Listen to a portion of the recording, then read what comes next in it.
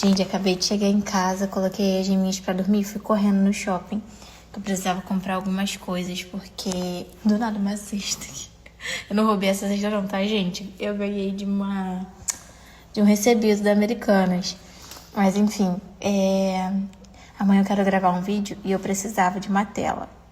Fui eu achar a tela. Não achei a tela que eu queria. Tentei improvisar, mas também não deu muito certo. Aí talvez a gente adie o vídeo.